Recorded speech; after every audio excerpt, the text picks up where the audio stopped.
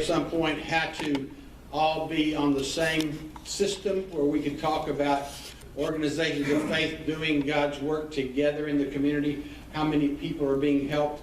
We could build a strong case for getting people to give us money to fill in our own gaps and barriers that we need, but guessing at it makes it difficult. So we're working on a system by which everybody could plug into, put in who they serve, their data, so we can have one central repository of all the things that are going on, and we would know that if they went to St. Paul or St. Peter's, or they went to Broadway or First United Methodist, wherever they went for help, we could plug them in and find out that they've been there for help and know what in fact was going on. So we're working on doing that. It's a platform called Salesforce. We're changing our complete system here to this thing called Salesforce, and the application to you guys could be very valuable because, if we can start showing that faith makes a difference in the delivery of social services, we're going to be more and more accepted and people are willing to give us money. But through the network, I know that, and through Jesse's hard work and your involvement, we grew from 80 churches in 2014 to 96 in 2015. So that's a 20% growth. Yet there's just about 25 of you here today. We need more people at these meetings so they can tell us what they can do. We can combine those resources so we in fact can serve more people. In 2014, of the ones that Cornerstone knew about, we served 7,460 people. In 2015, we served 8,696, so we were up 16%, the number of people that you referred and that we helped as well. We delivered 25,985 units of service in 2014, 27,902 in 2015, so we were up 7% in that area. And then the value of those services we gave away here were $906,694 in 2014 and $1,046,497 in 2015, or 15%. So the Lord is blessing with resource, and we just want to make sure that you know about it. I know 1 year, and I don't know if y'all got any of these, I'm not sure, but remember a couple of years ago, we got from Johnson & Johnson 488,000 diapers, and we had difficult. We distributed some of those for you. Good, thank you. It was 100 pallet loads, and so when Johnson & Johnson, who makes Huggies? Johnson & Johnson or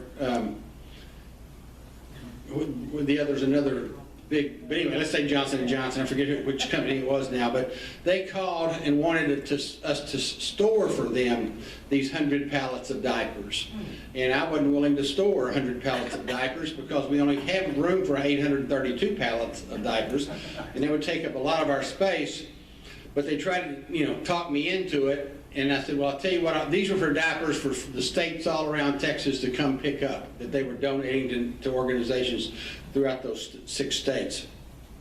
And I said, if I can have 25% of them right off the top for Tarrant County, then I'll store them, but not for 6 months like you want. I'll store them for 30 days, and if the states don't come to pick them up within 30 days, I want to keep those too. And we ended up with over 400 or over 300,000 that stayed here in Tarrant County, and we had pregnancy centers and people like that are serving kids rent storage units to put hundreds and hundreds of boxes of diapers in there. But had we not had a place to store them, probably no one in this audience could have put them in their church or someplace with 100 pallets of diapers. But we're blessed to have that, and we get that from all kinds of people who are donating, but they want to donate large amounts, and yet we want to give it away as fast as we can get it in to move it. So staying in touch, staying networked is critical for us to deliver those services, because I don't think there's anything that we don't either have or know where it might be, so that you can serve just about everybody that walks in your door. So I just want to encourage you to stay involved, to make this year a year that we really collaborate with each other, and just absolutely show the world that when people of faith get together, we can move mountains, because we know our God is that big. So thank you for being here. Thank you for all you do. Thank you for letting us serve you. And we are just tickled to death, and we hope that you'll invite somebody next time to come with you so that you can hear about the resources that are out there. And I heard this lady say that she's already wanting to speak to Jerry's group, because that mediation thing they do is very, very important. I'm mediating, not professionally, but mediating an argument between local associations and the homeless in the Riverside area tomorrow. The churches want them here and wants to feed them, and the business owners want them out of here. And so we're trying to figure out a way for both to coexist. There are some real misconceptions about who they are and what they do, and we're trying to expel those rumors. So anyway, thank you again, and thanks for letting me speak with you, and y'all have a great afternoon.